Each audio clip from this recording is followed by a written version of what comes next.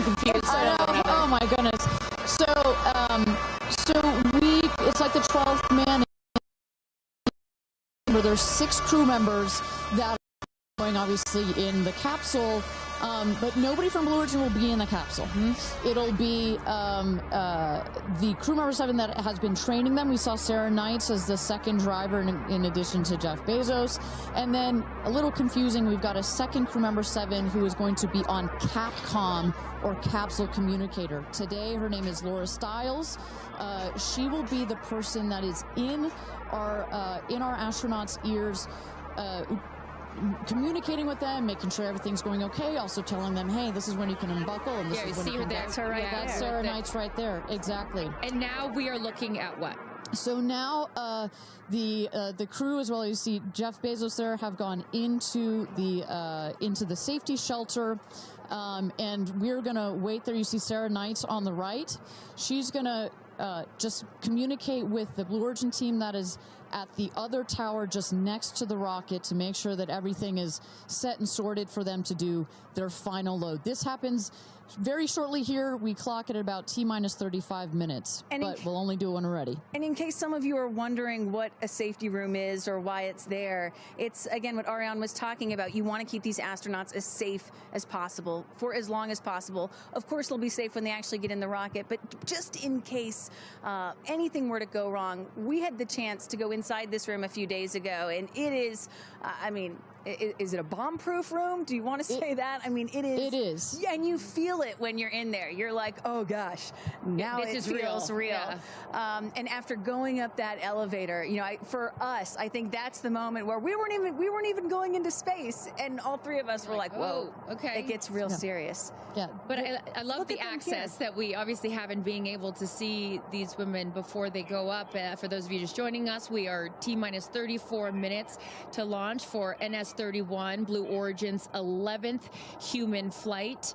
As you can see there, a little live look in as them saying some words before they take off. Yeah. So I know that we had started to expand upon it and then took a shot of the astronauts. So what will they feel? Sort of walk us through the physical part of what they'll experience, Ariane, once they are in the capsule. So once they're in the capsule and they're ready for takeoff, first they'll hear the engine when it ignites. It sounds like a pop. Everybody listening will also hear that. It sounds like a pop, and the engine roars.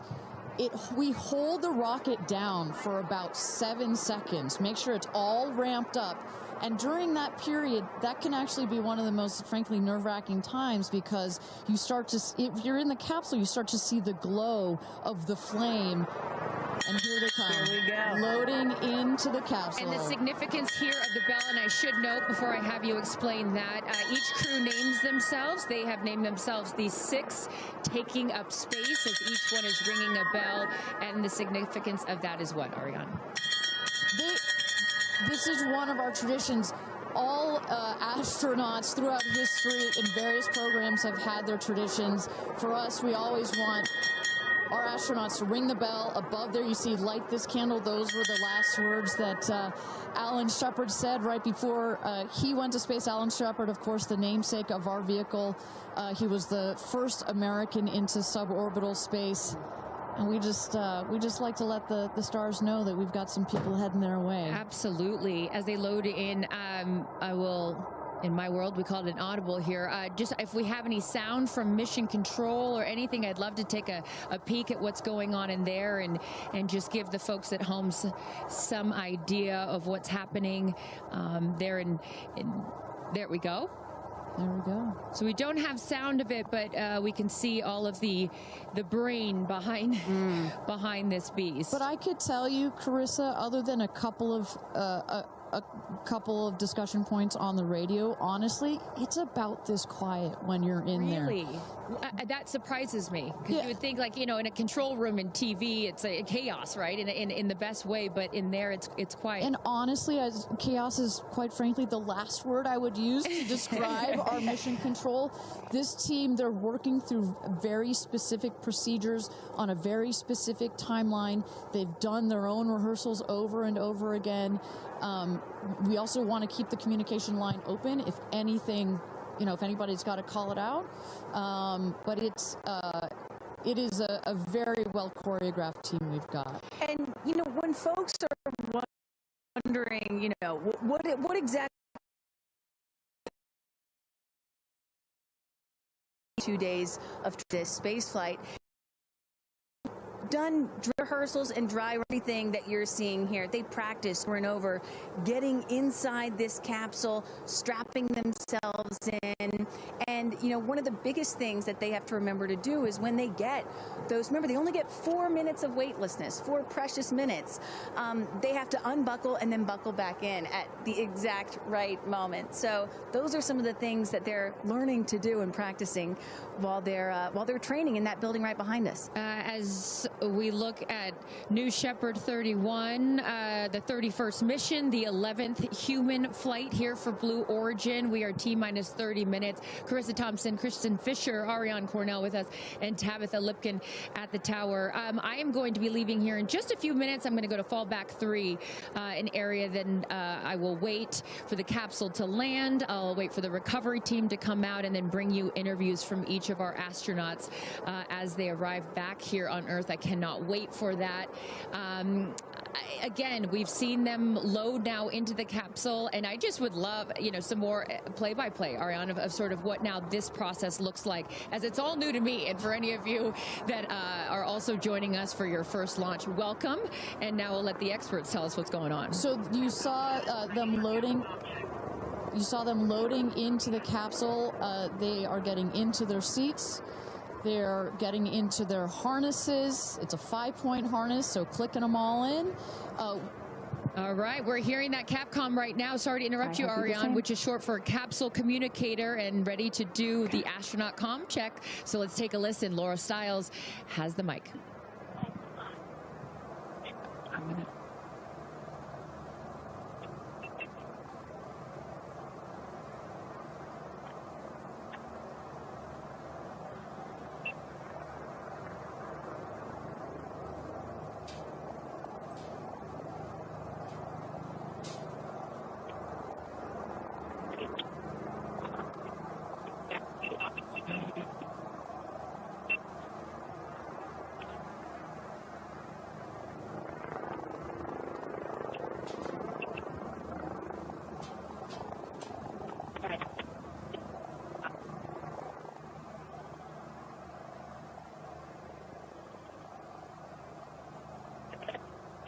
Great.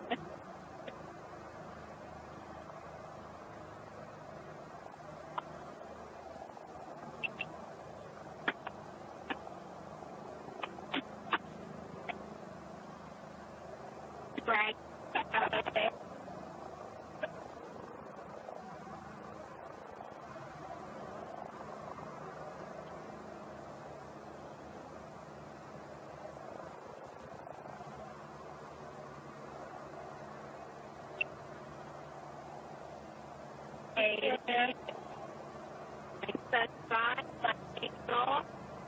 Right.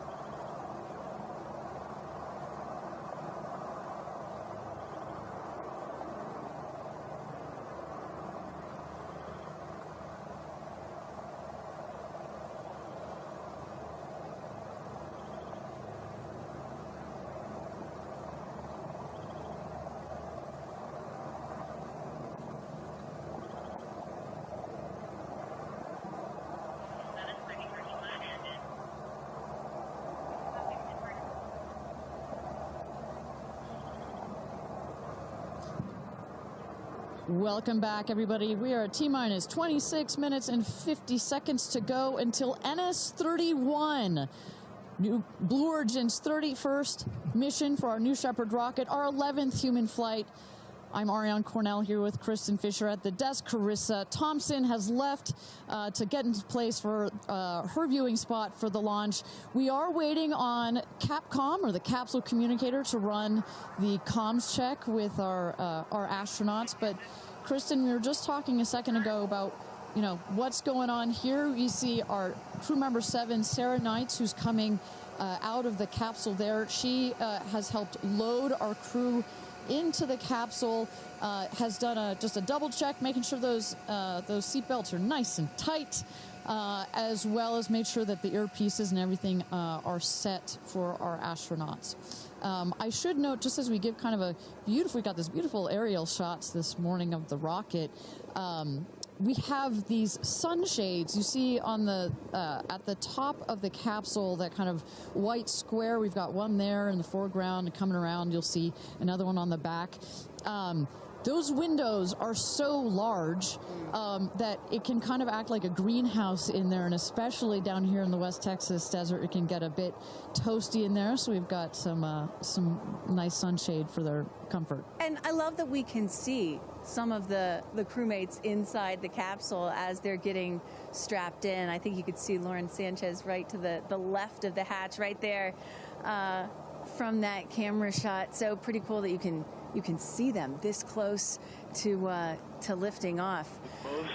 Ariane, I have to say, I might break in. You got experience. Jeff Bezos here. Yep. I'm so excited for you. I don't want to get off. I want to go with you. And when you get back, I can't wait to hear how it's changed you. I love all of you. See you soon. Godspeed. Gradatum ferociter. And there you heard it.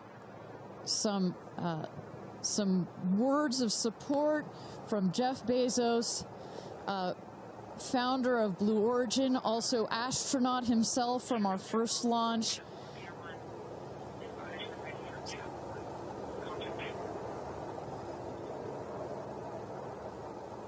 So, of course, Lauren Sanchez is Jeff's fiance, one of her supporters. But as we mentioned before, we've got lots of friends and family that are supporting the rest of the astronauts here. They are out at the viewing tower. Let's turn it over to Tabitha. Tabitha, have you had a chance to chat with some of the family members out there? A lot of friends and family have come out here, and it is an exciting vibe. I am standing by with two women who need no introduction. And Chris, I have to start with you. What is it like to be here, and what brought you all the way out here to this launch? Well, Lauren and Jeff, we're here to support our girlfriend and our friends, and I never thought that we'd be talking to you from a space launch. For sure. So this is a really unique experience, and we're just so honored to be here to support them and watch this amazing part of history. And I'm so proud of her. And I just feel like all of the female astronauts that are going to go up today. It's such a big day in history, and it's so empowering, especially my daughter is 7, and just to see something like this. And I mean, somebody said their grandfather was here that's 92, then they didn't even have transportation back then the way that we do now, and now they're going to space. It's pretty amazing. That's Aisha's grandfather. 92 came all the way here. That's where the story. I was like, I heard this story, and he had no airplanes, nothing back in his day. Now he's seeing his granddaughter go into space. That's a beautiful thing. Really incredible. And how does it feel also to be able to share this with multi-generations within your family? It's really something. It's just Kim keeps writing us because she was supposed to be here with us, and she's studying for law school, so she had a big test that she had to take. Again, something I'm very proud of, but she just keeps calling, going, I have such FOMO, tell me every minute of it. So it's very inspirational, and just super proud of the girls, every one of them. And it's a very brave thing to do, and I think it also just says something, like Chloe said, to my 13 grandchildren. Yeah. And what can you say to that too, for your children? Oh, I just think it's really whatever you dream of is in our reach, especially in today's day and age. And dream big, wish for the stars, and one day you can maybe be amongst them. That's so beautiful. And just before I send it back, any last messages to the astronauts before they take off? I think just great luck. be present. I mean, I'm so excited. I love the messaging that we keep receiving from the staff here at Blue Origin is don't film it through your phones, look through your eyes, be as present as possible. They will supply all the content that we need and to give to our families, but I love just being in the moment. Yeah, same. And we're gonna Excited. Yeah, we're so excited. We're going to be in the moment too here. We're going to send it back to you guys at the desk and we're going to start watching. Love you, ladies. Good luck. Bye. We had no idea that Chris and Chloe were going to be here, and we're about to be interviewed by Tabitha. So that was a nice little treat. They sure looked the part, you know. Oh, they're ready for their day out here in Texas. I love it. Yeah, and you know, for those of you watching, we're really in the middle of the desert. We're a solid 2-hour drive from El Paso. And as you were saying yesterday, Ariane, you know, you really get the sense like you start in El Paso and the more you get out here, you do start to feel like you're on another planet. I mean, it's got quite a moonscape, Marscape vibe. And our guests that are here today, as we just saw in Chris and Chloe, are dressing the part. Well, so let's bring it back to the real stars of the show, our astronauts. And one of our astronauts that we haven't heard from yet is Gail King. She has obviously a lot of emotions going into this flight. Let's hear what she has to say from this interview with Tabitha Limkin just a couple of days ago. When I made the decision to come, there were only 3 people whose opinion matters to me the most. Favorite daughter Kirby, favorite son Will, and Oprah. That's my kitchen cabinet. And all of them said, I think you should do it. All of them, much to my surprise, including Oprah. I really thought she was going to say, nope, I don't think you should do it. And she was like, do it. She said, I really think you should do it because you've been talking about it. And when it comes back and you're not on it, you're going to be kicking yourself saying, I could have gone and I didn't. And I don't want to have to hear about it for the next few years. And, you know, I think everybody in this group is a storyteller and explore, and to be able to take this message and tell other people what it was like from our different perspectives, I think is very significant. Do you have a message for the kids watching? You should always know that no dream is too big. You know, we have someone, Aisha, who was told when she was a kid, your dreams are too big, you need to dream smaller. No child should ever be told that. And so I want people to know no dream is too big. And also, LL Cool J said this to me once, dreams don't have deadlines. Isn't that good? That is real good. Dreams don't have deadlines. I've never forgotten that he said that, and I believe that as well. What are you taking up with you? Oh, I have a bunch of stuff. I have Luca. I wanted one of his favorite toys, so I have a Sesame Street character called Tamir. Tamir is this little black boy with great curly hair, so Tamir gets to go to space. I have a wooden cross that you can hold in your hands. It fits like in 3 prongs. And a stranger came up to me at the airport. She said, I always hear you talk about being a nervous flyer, and I wanted you to have this. And so if you're ever on a flight and you feel nervous, take it out and hold it. So whenever I'm flying, I have this with me. Also, I just noticed, what is this on your wrist? So Jared, who's one of our jib operators at CBS Morning, his daughter, Denise, who's 7, made this for me. And she came into my makeup room and said, I made this for you. Someone else gave me astronaut era. That's pretty great. Space sister, Amanda just gave me this. I mean, so I feel that I feel I'm pretty well protected. Absolutely. I will say this, as excited as I am, I'll be very glad when we come back down. I will be very, very, very glad about that. Well, clearly we heard Gail there and prior to coming down here in Texas, nervous and excited at the same time, but one of the things I like about this is that she just makes it real, you know? Regardless of who you are, this is a nerve-wracking experience, and the fact that she's so authentic about it, but also, more so, she is stepping so far out of her comfort zone. I think that in its own right is extraordinarily inspirational. I think most people would feel the way that Gail is feeling right about now. I would. If you're about to launch into space. You know, one of the things that I find so refreshing is that, you know, back in the early days of human spaceflight, you had the Mercury astronauts, and they were all white male military test pilots, and they all had to have the right stuff. You could never talk about nerves or being nervous or your feelings or stuff like that. That was the wrong stuff. But now, in 2025, it is the right stuff to be like Gayle King and talk about those concerns and fears and excitement that you have before launching into space like that. And that really shows you just how much the human spaceflight experience has changed over the last half century or so. And that really is what today is all about. I know there are some people watching this or who have heard about this who are thinking, why should I care about people going into space, you know? Katy Perry, a famous pop star. Why should I care about that? And the reason is, it's missions like this that really begin the process of opening up space to everyone, for all of humanity. That's what today is about. And I think we have to, it's not just about today. Today is very, very important, but I think also one of the reasons that I love working at Blue Origin is we think in very long time scales. Right? I honestly feel like I'm working at a company that will be here in at least 100 years. And that's how we think about space flight. Oh my gosh, look at that cute little kid. She is ready to go to space too. Aww. I absolutely adore that. But we need to be here precisely for kids like that. You cannot, I'm a firm believer that you cannot be it if you can't see it. And that's what this flight is for. It's about inspiring women. Oh, look, talk about inspirational women. Several female astronauts in that group right there. How many astronauts do we have there? I see 4 or 5. At least 4 or 5 and counting. It's a tight group that's only going to get bigger of those female astronauts there. You see Kelly Girardi and Cyan Proctor. I see Emily Calandrelli, Sarisha Bandla. I mean, just an incredible group of women that have gone to space already. And after today, in just 15 minutes, we are going to be adding 6 more to that group.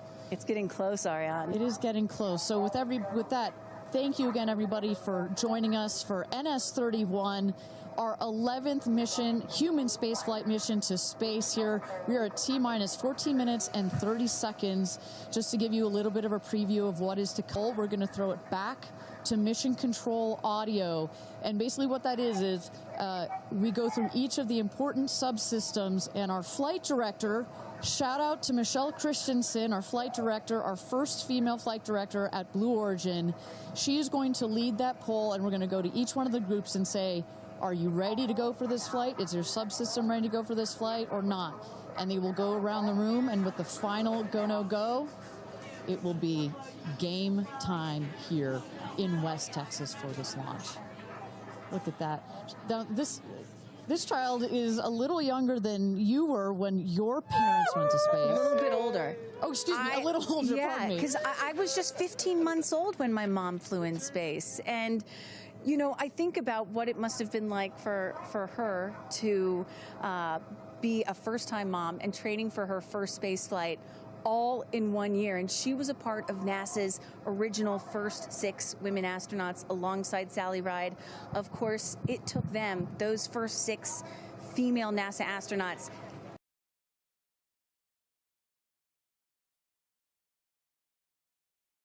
2.5 years for all of them to fly into space. Now, today, Blue Origin is going to send 6 women into space in a single day. I mean, that's pretty cool there. Incredible perspective. Also, was your mom like 6 months old when she started training? She was assigned to her first space flight when she was 8 months pregnant with me. Can you imagine? God, I have a 6-month-old. I can barely fly down to West Texas from Seattle. She gave birth to me on a Friday and was back in the astronaut office on Monday. I don't recommend doing that. As a mom of 2 myself, you're a mom of 2, I probably wouldn't do that. But respect. She did, Respect, that's huge. But I've asked her, I'm like, why did you do that?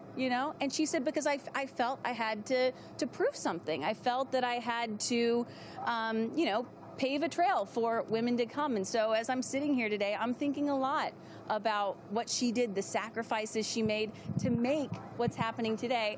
Again, it's not normal. Human spaceflight will never be normal or routine, but this is the beginning of making this kind of travel. We got 4 moms on board, a grandmother, making these types of people going into space very routine. Now, talking a little bit into the flight profile and what they're going to feel as part of this now routine flight. So the 6 astronauts are currently in the capsule right now, all strapped in, ready to go. Their audio is working. We are waiting for the T-10 here for the go no go poll. At T-0, you guys are going to, all of us will hear the pop. That's the ignition of the BE-3 engine. It holds down the rocket for about 5, 6, 7 seconds. Inside the capsule, they'll start to see the glow of the flame, and then they will lift off. They will take off. They are in a somewhat reclined seat, and they'll start to feel the G-forces on their body. And so kind of like sitting in a car that's accelerating, it pushes you back against the seat. That's the same here, except they're going up. They will accelerate to they'll have 3 Gs. So here on Earth, we're at 1 G. When you accelerate to 3 Gs, so like if you're 100 pounds, it feels like you are then 300 pounds. But Kristen, crazy. It's crazy. But in that reclined position, it's dispersed across your body. Bad. It's not as bad. It kind of feels like a weighted blanket. Oh. And then it nice eases and cozy. up. It's nice and cozy as it gets nice and dark. I'll take a weighted blanket right about now. But they're not, don't worry, it's going to get nice and dark, but there's no sleeping on this. They are going to have the most incredible view out of those windows. The capsule will separate from the booster. That's when they're going to feel weightlessness. They'll get the about 4 minutes to unbuckle, enjoy the weightlessness, enjoy the insane views out of those windows. They'll buckle back in, come back through the atmosphere. That's actually when they're going to have the peak G-forces. They peak at about 5 Gs. Which is kind of counterintuitive. You wouldn't think that you would feel the max G-forces on the descent, but that's when you do. But that's when you do, and it's kind of like, because you're coming back through the atmosphere, right? It's thin up there, you come back through the atmosphere, it's thick. It's kind of like diving into a pool. It kind of goes spoosh against you at 5 Gs, but then it eases back up, and we deploy the parachutes, and they come floating down at about 10 to 15 miles per hour for a nice soft landing here in the desert. At the last second, there's an air cushion that comes out. Go. Booster. Here's gonna go, Paul. Go. Ground. Go. Inco. Go. Safety. Go. Capcom. Go. Engineering. Go. This is the flight director. New Shepard is go for launch. Booster, commence terminal 10. Protocol flight. Yeah, baby. Go for launch. My favorite words. It's getting real. T-minus 8 minutes and 51 seconds. Until our 11th human space flight, the first all-female crew flight to space. All 6 of our astronauts are loaded in the capsule, waiting for just 8 minutes and 30 seconds to go here. Now, Kristen, we just kind of walked through the flight profile, what it's going to feel like for our astronauts. Oh, we got Carissa up on the tower to chat with more friends and family. Carissa, who you got out there? I don't need to introduce the incredible woman. I don't need to introduce the incredible woman next to me, who is a ray of sunshine. Oprah, you are wearing yellow because Gail's call sign is sunshine. Yes, right. And all of us, the whole family is wearing yellow today. And I you know, we've been friends. It'll be 50 years next year. We've been friends since we were 21 and 22. And I have never been more proud of my friend than today. Never been more proud, because this is bigger than just going to space. I mean, I think for her, who anytime we're on a flight, she's in anybody's lap if there's the slightest bit of turbulence, has like real anxiety flying. And this is overcoming a wall of fear, a barrier. It's I think it's going to be cathartic in so many ways for her. She told us that she was surprised that you told her to do it. Why did you want her to do this? Because I think life is about continuing to grow into the best of yourself and the fullest expression of yourself. And I think that this is one of the most fullest expressions you can possibly have. And I know that that I felt deeply that she would regret it, and I didn't want to hear about it for the next 15 years. I wish I had gone, and I said, there's only one time that all the women are going up for the first time. There will be other trips, but there's only one first time. Incredible. So to be a pioneer is great. What was the last conversation you had with her? I said, peace be still. Hold the God's unchanging hand. He's got your back. That's it. That's it. I know that we're counting down here. We're getting excited for that go for launch moment. How are you feeling as her best friend? I feel so calm. I don't think I've ever been more calm because I think it's already done. Once she said yes, once she committed to yes, and Lord, did we all hear, should I do it, should I do it? Since Thanksgiving, we've been talking about it. And so once she finally said yes, I was like, okay, we're going. It's a go. You know what I have loved is her vulnerability, because she's the voice of a lot of us that would be afraid, and she's okay to talk about being afraid. Why has that been so important to show that part? I think, for every woman who's on this flight, it's about fulfilling something within themselves. For Gail, it's about overcoming this great fear and also stepping into the moment of excitement. And I think, it goes beyond this moment of just going up in space. I think this will be an everlasting experience. I was just thinking this morning, Gail has been there for me for hundreds of events. I can't even remember them, But you will never forget this day. None of us will ever forget this day. Well, thank you for being here, for her, for us. I mean, this is just, it's a historic day, and it's only fitting that you are here front and center as a ray of sunshine that you are, Miss Oprah. Thank you so much. No time. You're next, I'll send it back to you, Ariane. Thanks, Carissa. Wow, to see Oprah down here. No, I'm not besties with Oprah, not yet anyway, but if Oprah told me to do anything, I would do it. I don't think Gail had a choice after Oprah said, girl, you got to do this. She had to do it. Ariane, we are under T-minus 5 minutes until these ladies hopefully launch into space. And, you were just talking about what these women are going to feel when they launch. But let me tell y'all watching what we may hear, because we have one of the most famous singers on the planet on board, and there is a chance that we will get to hear the audio inside and hear what these soon-to-be astronauts are saying and possibly singing while they're weightless. So I can't wait for that moment. I'm also hoping she comes down to Earth and does like either a Fireworks Part 2 or E.T. Part 2.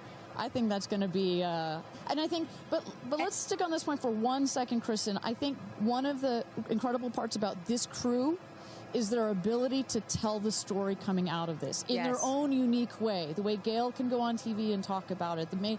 Amanda can go and continue to advocate for women more broadly about it. The way Katie can sing about it, etc. The way Carrie Ann can produce films about it. That is what is so special about this crew in particular. And that is what's so special about this new era of spaceflight. This is not NASA. This is not governments. It's not the U.S., China, or Russia.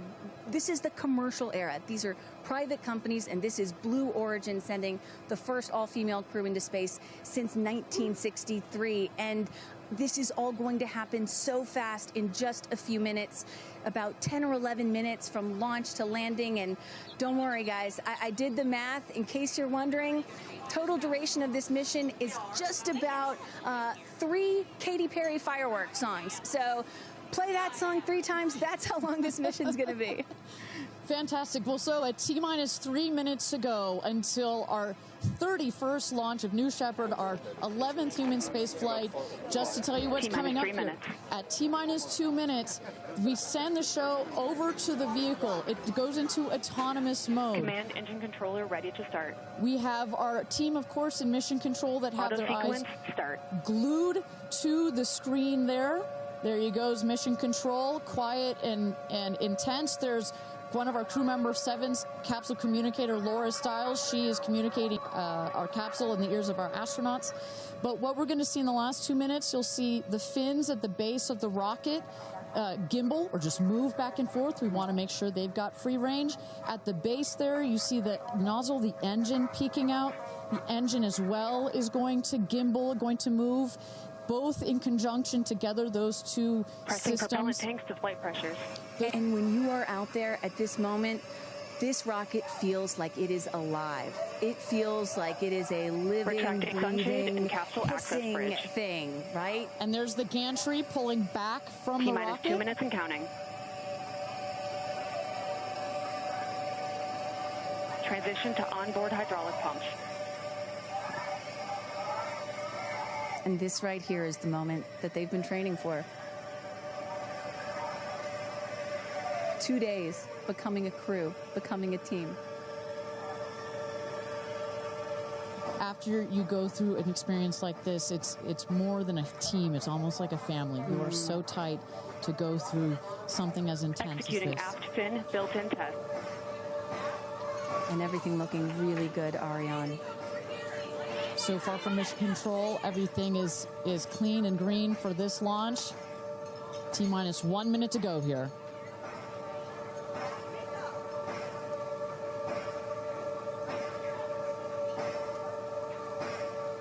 Engine thrust vector control built-in test in work. Vehicle is now on internal power. So in a moment here, we'll see those, what they call the bit checks, the built-in test checks. As you mentioned, Kristen, inside the capsule, you know, as you said, this is like a bridled beast. This thing wants to take off. Switch to onboard helium. Good luck and Godspeed, ladies. We're cheering you on from Let's planet launch Earth. this Thrust rocket. termination system is armed. T-minus 22 seconds and counting.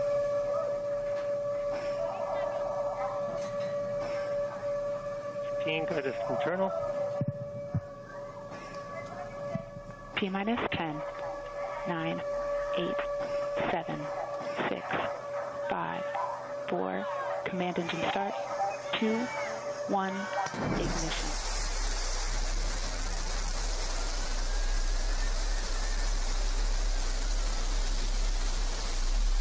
Liftoff. New Shepard has cleared the tower.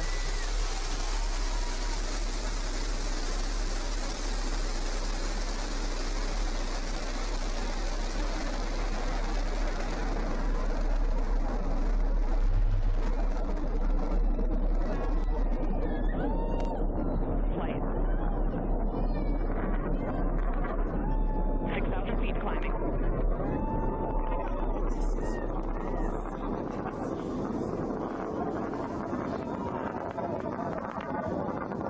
Begin throttle down for Q limiting.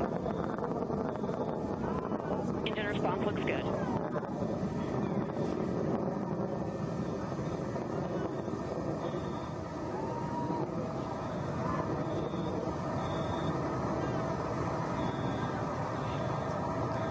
Max Q, maximum dynamic pressure. Mach 1, vehicle is supersonic. Engine back up to full throttle. Supersonic, we have passed through max Q, maximum pressures look dynamic good. pressure. That's when the vehicle, the stresses between the atmosphere Passing and the 47,000 speed feet are and at the climbing. maximum. So to punch through that is so important. You see the BE3 engines is firing beautifully. You see the stream of steam behind it. Those ladies right now are 1 minute, having 40 an seconds into flight. incredible view on their way to space. Passing through 80,000 feet, 1,300 Passing miles per 85,000 hour. You're going to peak at about 2,300 miles an hour over Mach 3, 3 times the speed of sound. Shortly coming up, we'll have MECO, main engine cutoff. We will turn off the engine, but the two craft, the capsule and the booster, will continue their ascent to Stand by, space. MECO. Stand by, MECO.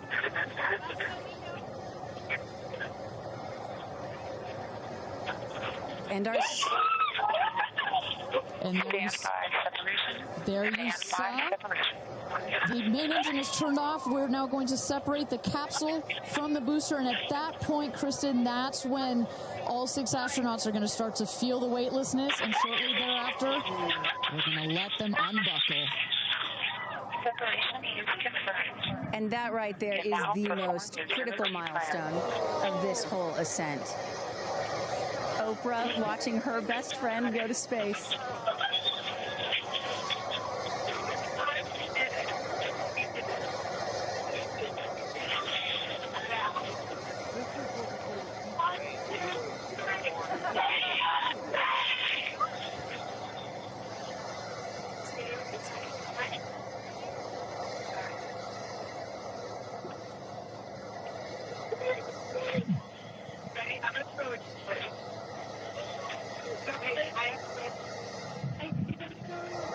And the two craft is separated.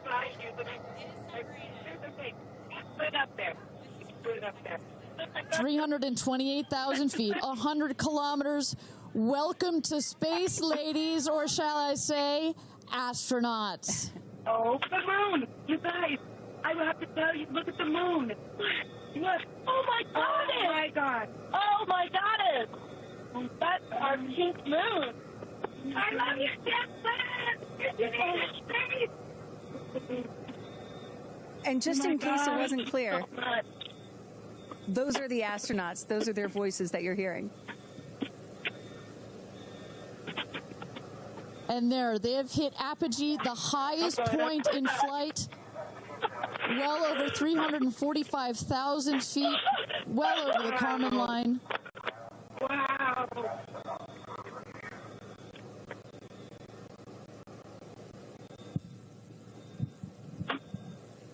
And at this moment, the astronauts have unstrapped from their seats. They are floating. They are weightless.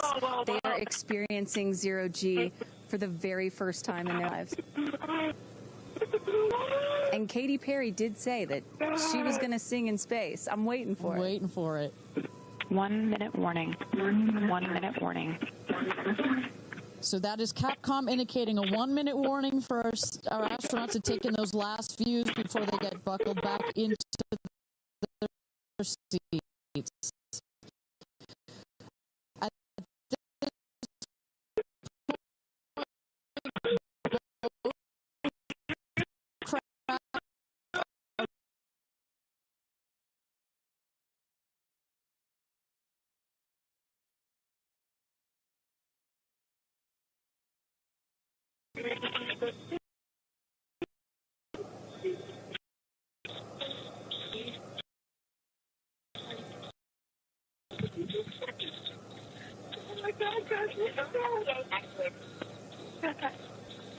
Wow, so peaceful up here.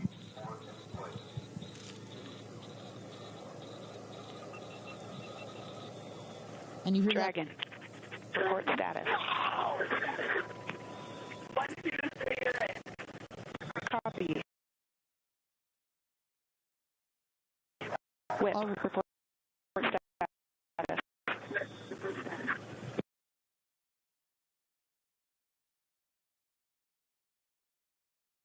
And a great, all astronauts are back. That is the rocket that is screaming back around the capsule to its landing spot just 2 miles north of where it's taken off from. At the top of the rocket, you see a couple of fins that have popped out. Those are to stabilize the rocket as it comes into land. Shortly thereafter, you will see the drag brakes that deploy that will cut the speed of the rocket in half. And then in the last moments, and there it is. We can see it from the stage. There comes the rocket down. It's going to relight its engine. We're going to also see a sonic boom. We're going to hear that shortly here. And remember, this is something that had never been done before until just a few years ago. Truly the stuff of science fiction that you're about to watch in just seconds. Drag there we brakes. go. Engine relight.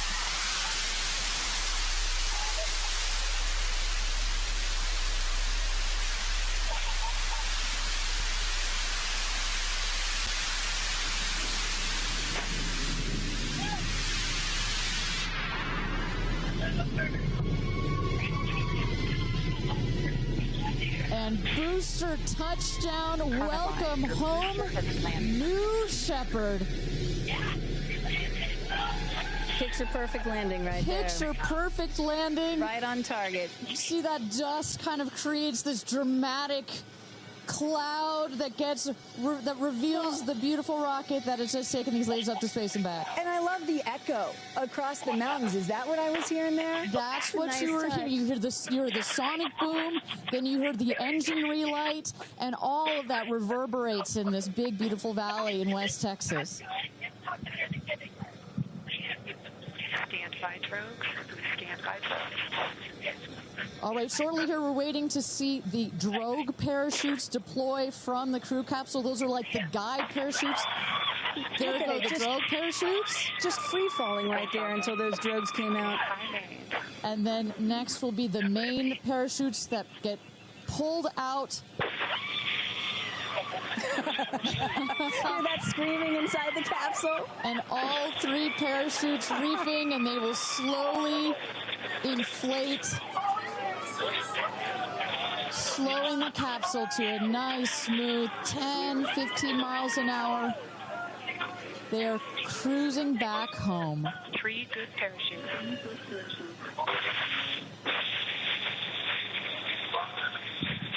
And I tell you, Kristen, from having gone through all of the simulations, I have gone through all of the training.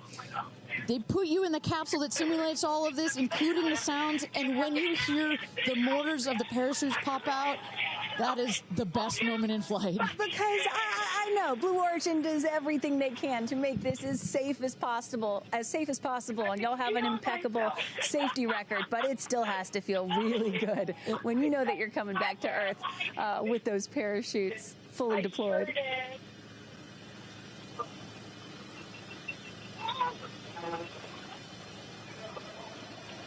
And we can see the capsule just over our shoulder here, going to be landing north and east of the launch pad, coming down softly and beautifully. 500 feet.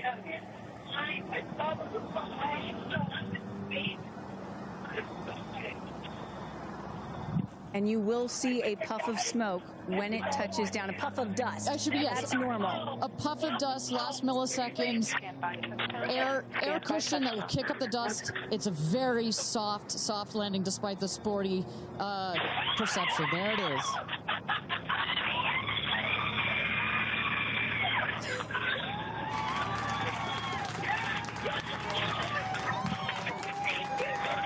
Touchdown.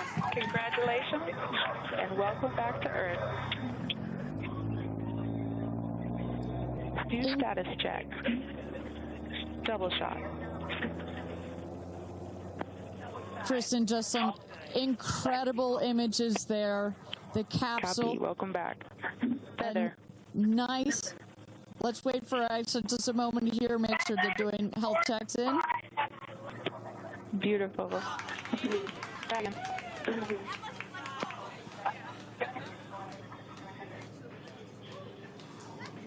Yes, and as you heard it there, everybody seemed to be just as ecstatic to be back here, back on Earth. Everybody appears to be fine. Beautiful shot there of the capsule down in the desert. As we were just saying, it looks like a tough landing, right, but it is an air cushion in the last milliseconds that just makes it even softer. I will also note the parachutes landed very close to the capsule. That's just an indication that there's not very much wind out here today. A beautiful day for a launch and landing. A beautiful day to add 6 more names to the roster of astronauts that have been over the Kármán line into space.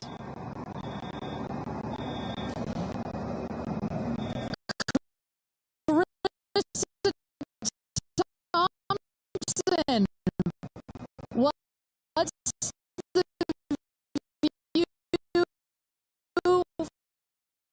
from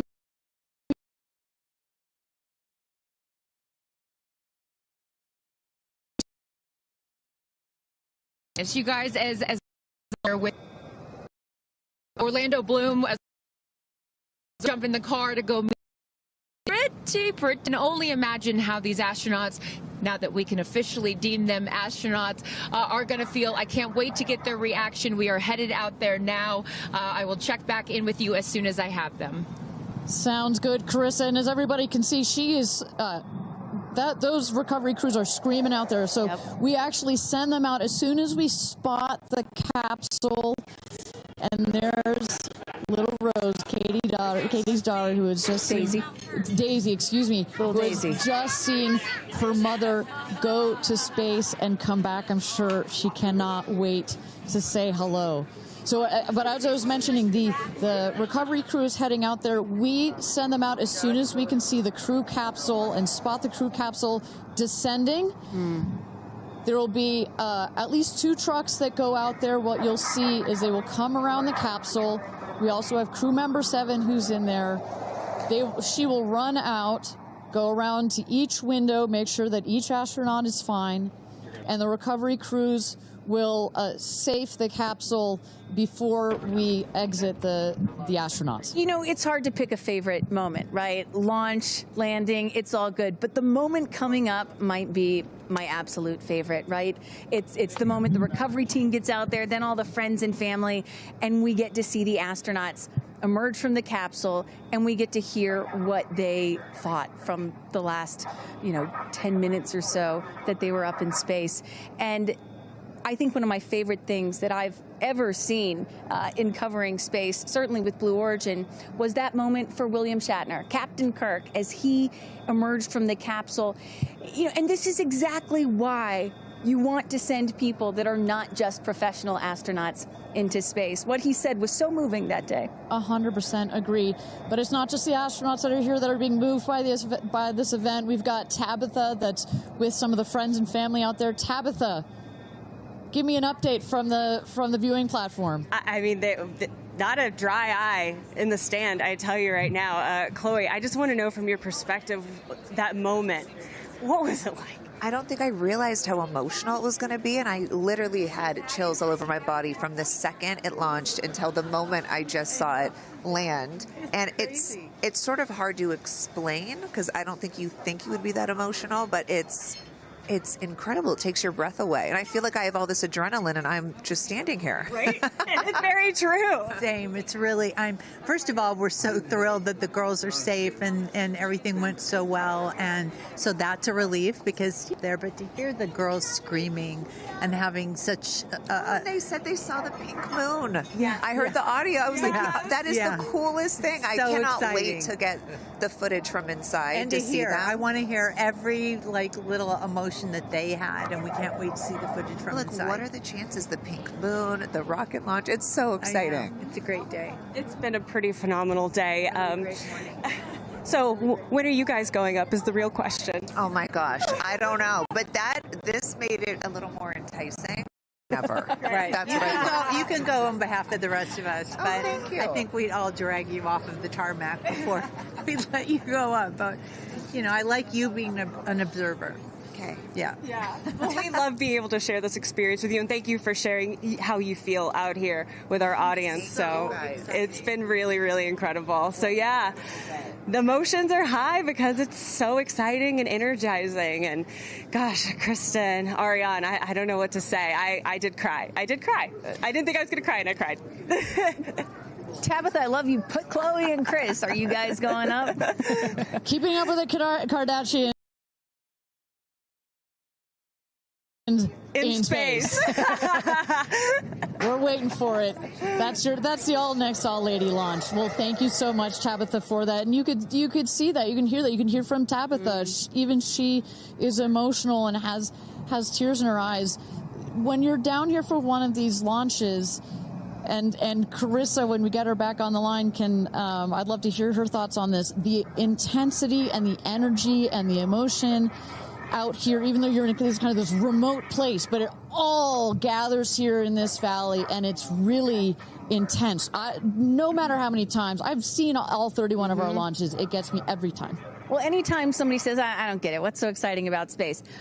Come to a launch. Come see a launch in person, and then you'll change your mind. And, I'm just, as we await the moment where these astronauts emerge from the capsule, I'm reminded of what William Shatner said on his mission. He said, "What you have given me is the most profound experience I can imagine. I hope I never recover from this." And I love that. You know, I hope I never recover from what I just experienced. And one of the neat things about this is these women were not in space for several days where they had time to get acclimated to it. They only got 4 precious minutes of weightlessness. And so that high, that feeling of, ooh, I want more of whatever that was, is still so fresh. And you really get to see that when they step out of the capsule.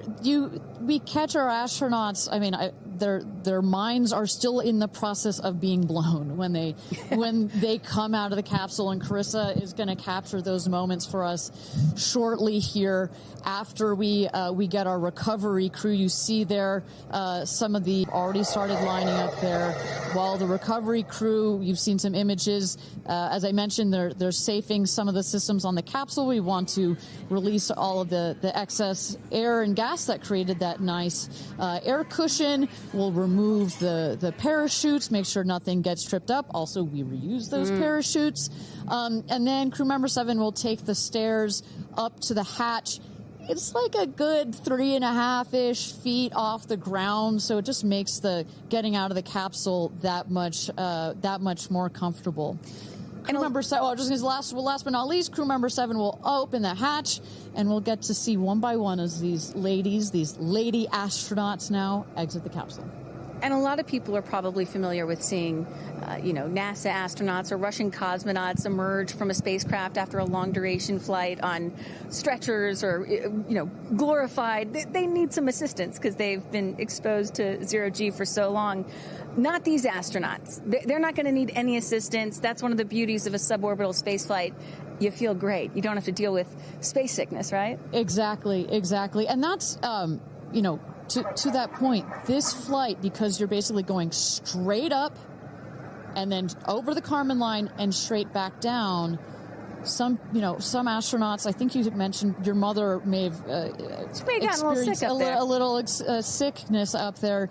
You don't in this one because it's just once up and once down. And you get that nice zero-G floating sensation and you buckle back in. You don't have it's not as extreme. So do you have an astronaut that you're looking forward to hearing from the most? It's really hard to pick. Yeah. I have to say I'm a huge Katy Perry fan, so I'd love to see what her feelings are. Also, as a mother, our kids are